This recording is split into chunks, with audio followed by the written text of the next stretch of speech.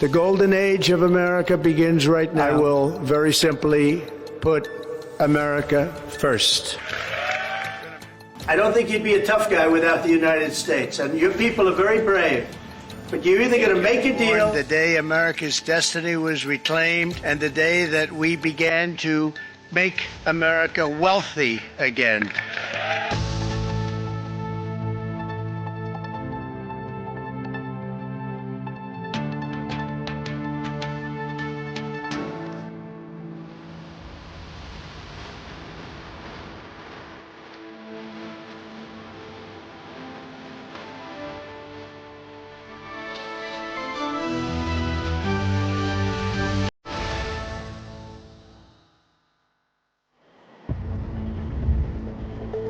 Hi, I'm Tim Constantine in Washington, D.C.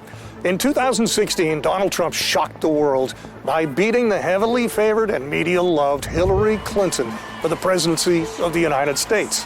But in that first term, what we saw was chaos. There were claims he had worked and colluded with Russia. There were claims that on a phone call he had bullied Ukraine. In fact, he was impeached for that one. There were other claims throughout those 4 years, most of which turned out not to be the case, but really impeded him being able to move forward with his agenda. Come 2020, in part at least because of all the chaos, America seemed to have tired of Donald Trump, and Joe Biden beat him in the 2020 election. For most candidates, most politicians, that would be the end of the story. Donald Trump is not most politicians. So in 2024, he made what can only be described as an amazing comeback. He beat Kamala Harris handily and became, again, president of the United States. January 20th, 2025, he was sworn in. But long before he began Trump 2.0, he started to take action. The very first thing he did was signal to the world that bringing peace to Gaza was his #1 priority. In America, presidents are elected in November, but not sworn in until the following January. That didn't matter. In December, he appointed a special envoy, Steve Witkoff, to go and work with Qatar and with Egypt to try to bring Israel and Hamas together, try to bring about a ceasefire, bring peace in the Middle East. Witkoff had some limited success early on, had some stumbles, and then moved forward again. But that was the first step of Trump 2.0. Domestically, Trump took action immediately on the Green New Deal, repealing what he referred to as the Green New Scam. It was a plan that had been put together by a Democrat Congress and Democrat president that funded various environmentally friendly ideas, including tax credits for EVs, building out an electric charging network all over the country, and forcing Americans, beginning in 2030, to buy EVs. Trump repealed this, along with other things. Suggestions of taking the gas stoves out of your kitchen was one that really fired people up. He repealed all of this. In fact, one of the things that he cited was the EV project. When the Biden administration put $7 billion aside with the intent of building out charging stations all over the country, because there is very little in the way of a charging station network currently. It seemed like a great idea to those who supported the transition to electric vehicles. Unfortunately, after $7 billion, there were less than 200 charging stations installed all over the country. That became the example the Trump administration used, and they had little trouble in repealing the actions that had been taken in the previous 4 years. Oil once again became king. Using stable fossil fuels, reliable energy sources was the battle cry. Even OPEC, the World Oil Organization, rescinded and changed their outlook for the next 10, 15, and 20 years because they believed with the changes Trump was making here and other countries then followed around the globe, the call for oil, once again, would be great. Certainly one of the top stories of Trump 2.0's first year back at the White House has been the Russia-Ukraine war. You may recall during the 2024 campaign, Trump talked frequently about how he would stop that war on day one back in the White House. Hasn't quite worked out that way, but Trump has spoken regularly with both President Zelensky of Ukraine and with Vladimir Putin of Russia, trying to bring the two sides together. He hosted Zelensky more than once here in the White House and very publicly rebuked him along with Vice President Vance. Just a couple of weeks later, he had a very grand meeting with a flyover in Alaska for Vladimir Putin. Trump came away from that meeting very enthusiastic, thinking that he could bring the sides together. But as often is the case, what Putin says and what he does don't always turn out to be the same thing. So you've got President Zelensky saying he does not want to cede 1 ounce of land from Ukraine, and Putin being unpredictable as ever.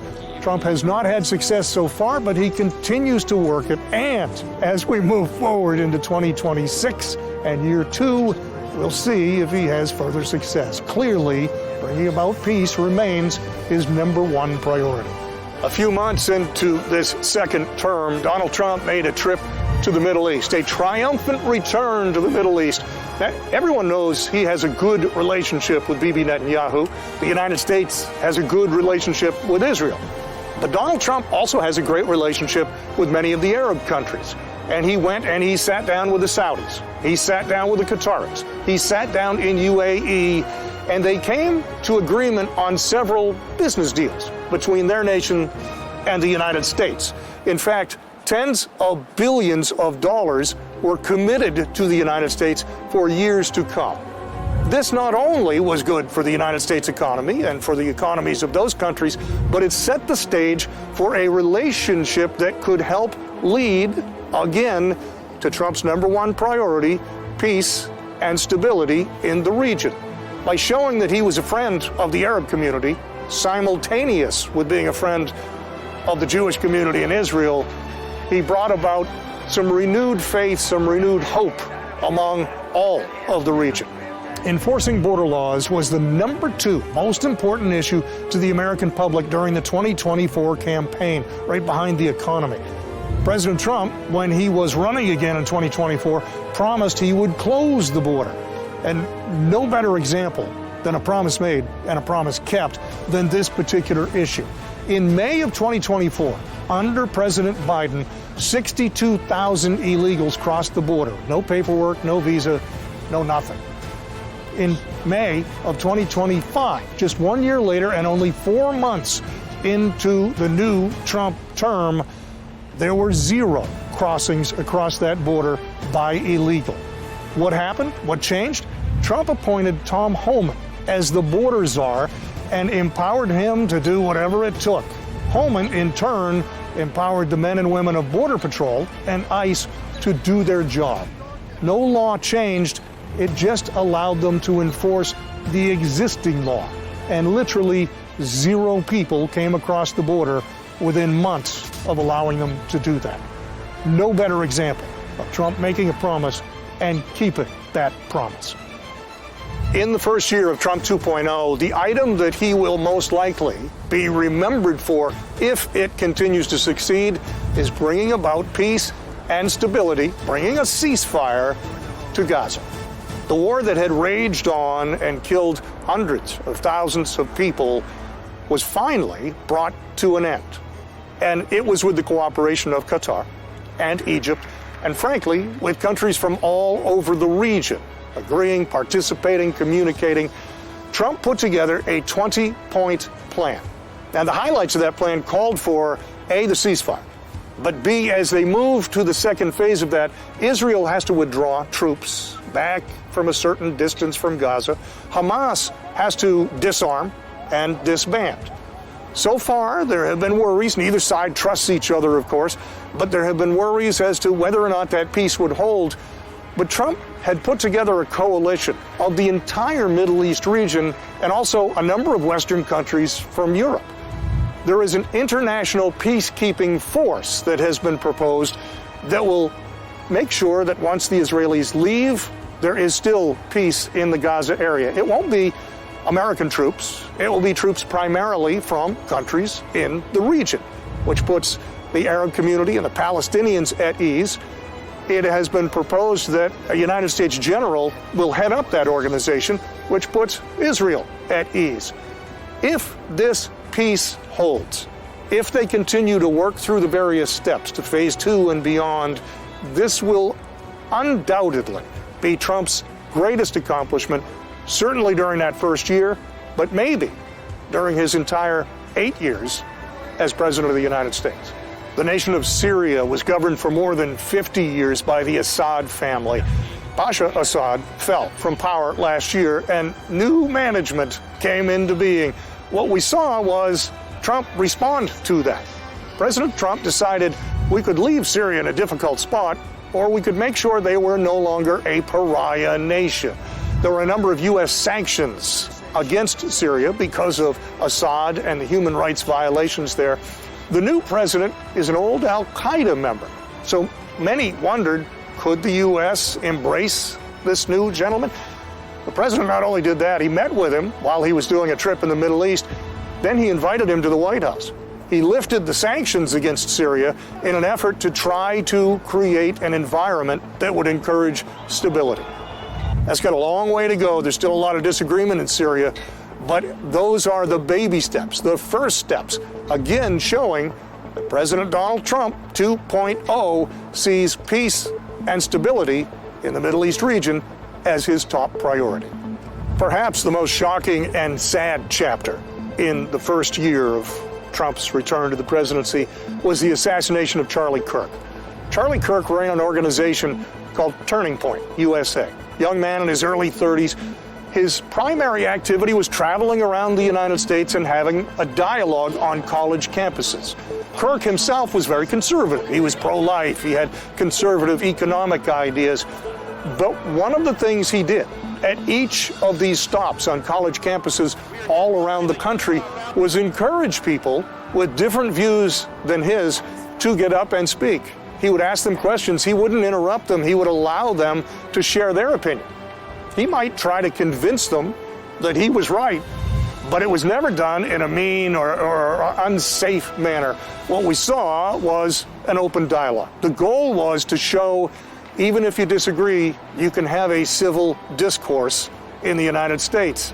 Unfortunately, what we saw was the very gentleman trying to encourage this open discussion was killed for having a different opinion than other people. The irony that in the United States, where free speech is supposed to be a given, that someone was so publicly executed for it is disturbing.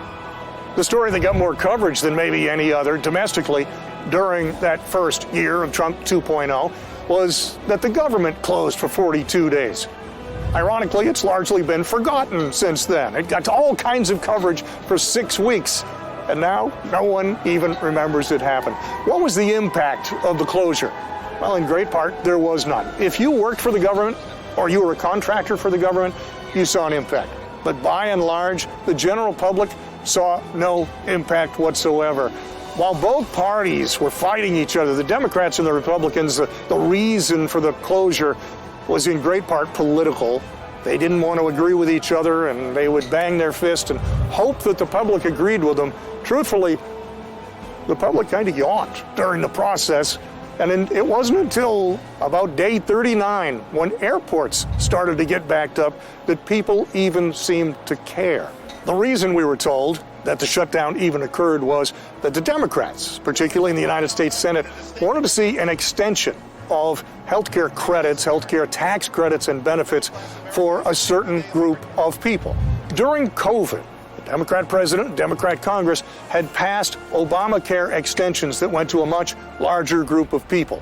At the time, they promised those extensions were only because of COVID, they were temporary, and they would go away after a couple of years.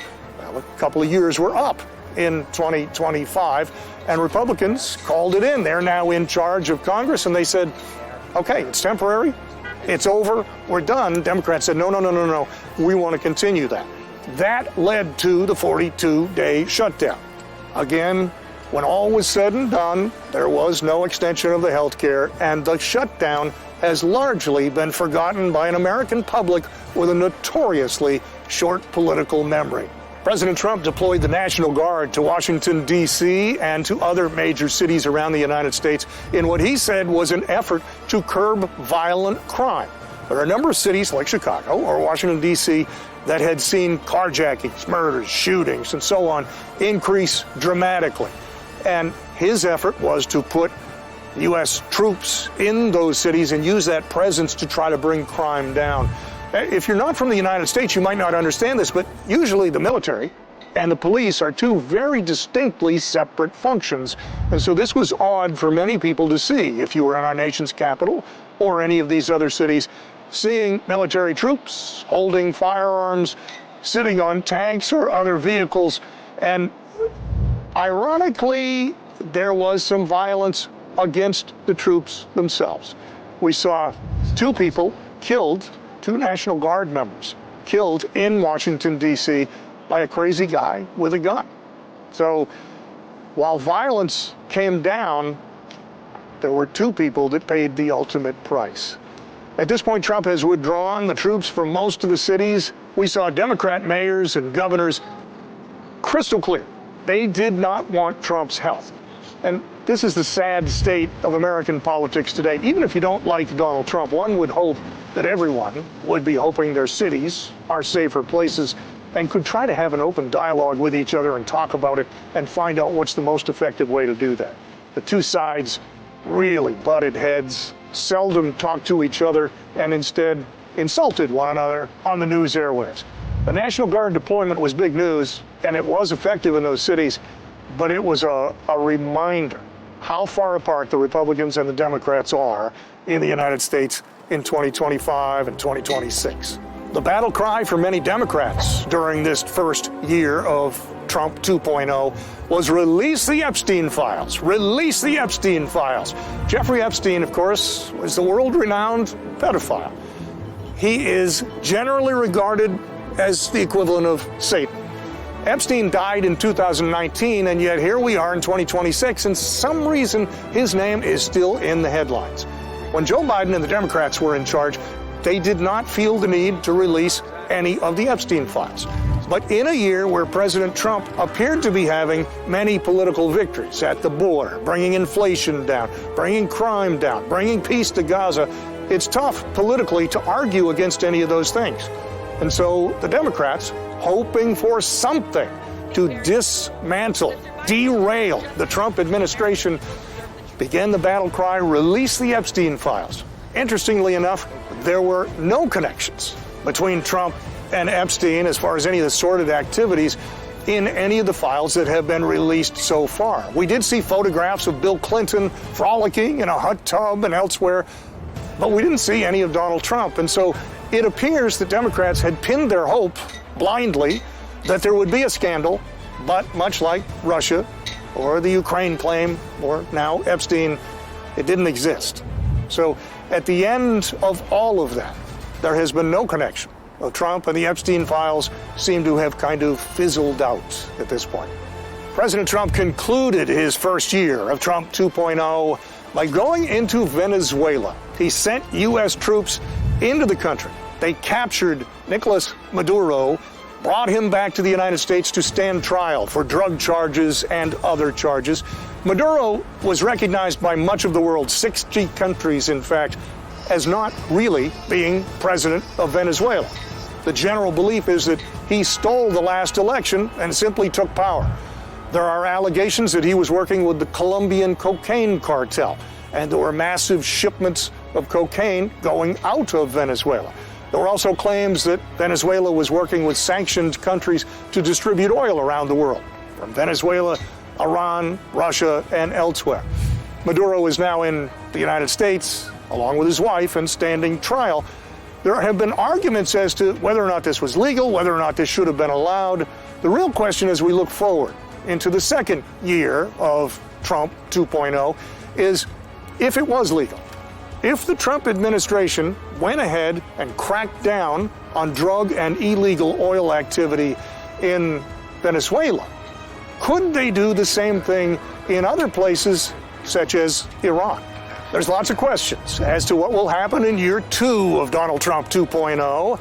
If you like Donald Trump, you probably think he delivered on his promises, whether that was at the border or bringing down inflation or bringing peace in Gaza. If you don't like Donald Trump, you may not like the fact that he's fulfilled his promises. The one thing that is for sure, the headlines are going to have Donald Trump's name all this coming year. The only question is, what surprises will be in store?